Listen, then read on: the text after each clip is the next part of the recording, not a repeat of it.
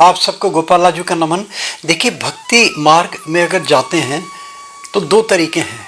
एक तो बहुत सरल सा तरीका और एक तरीका क्लिष्ट। अब क्लिष्ट तरीकों में जाते हैं तब फिर वहाँ पे मंत्र हैं। मंत्रों में भी दुनिया भर के विधान, कौन सा जप करें, वाचिक करें, उपांशु जप करें, निमित्त जप करें, चल जप करें, अचल जप करें, बहुत सारे जप ही जप हैं, कई सारे इसके तरीके। फिर अगर योग सूत्र में जाते हैं, अष्टांग योग सूत्र में जाते हैं, यम है, नियम है, प्रत्याहार है, समाधि तक, ये दुनिया भर के फिर चीज़ें सामने आने लगती हैं।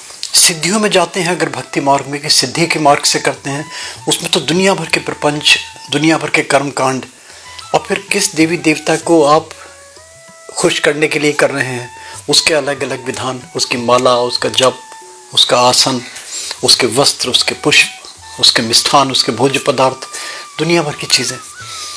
तो आदमी का दिमाग चकराने लगता है कि भक्ति मार्ग पे फिर कैसे जाए। देखिए, एक सबसे सरल तरीका है अजपा जप, यानी कि वो जप जो बिना जपे चलता रहे मन ही मन में। उसके फिर बहुत सारे लोगों ने, अपने अपने विद्वानों ने अपने अपने तरीके से उसके व्याख्यान किए। एक चीज़ आती है अनहत नाद।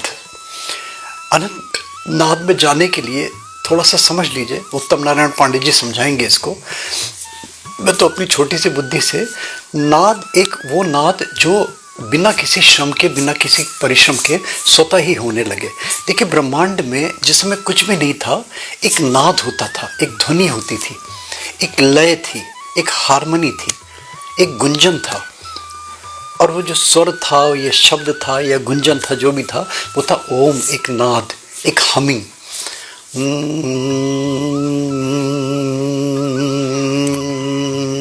जैसे कभी एक कान में शंख है तो शंख रखिए, नहीं तो एक कटोरी रख लीजिए कान में और आप देखिए तो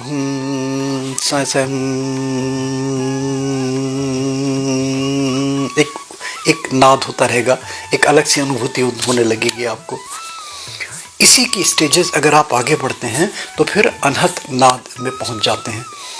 मगर ये जो चीज़ है, इसको बहुत सारे लोग, जैसे टिनिटस की एक बीमारी है, टिनिटस की बीमारी में आवाज़ें आने लगती हैं, हवा चल रही है, पंखा चल रहा है, सीटी बोल रही है, साँ साँ की आवाज़ आ रही है हर वक्त। जैसे मुझे टिनिटस की बीमारी थी, मैंने बहुत सारे वीडियोस भी थी इसके, उसका डिस्क्रिप्शन में मैंने दिया भी, आपको लिंक भी आप चाहें देख सकते हैं।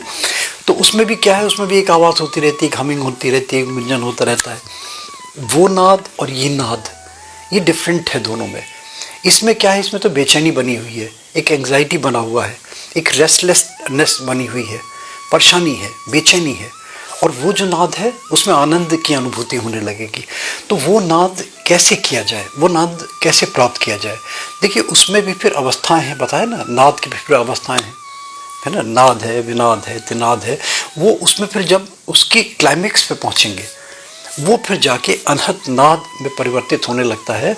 और वो नाद जो है, उसकी जो अनुभूति है, वो जब भी हो सकती है जब हृदय मर्म होगा, वो जब भी हो सकती है जब बाह्य वृत्तियों से आदमी बिल्कुल शून्य हो जाएगा, वो जब भी हो सकता है जब व्यक्ति को किसी भी बाह्य वस्तु की, किसी भी भौतिक वस्तु की कामना नहीं रह जाएगी, सुख और दुख की अनुभूतियों से जब अलग होने लगेगा, तब फिर जो गुंजन होगा, जो नाद होगा, जब उसमें रमने लगेगा आदमी, तब लगने लगेगा कि अध्यात्म की सीढ़ी पे व्यक्ति ने पैर रख दिया।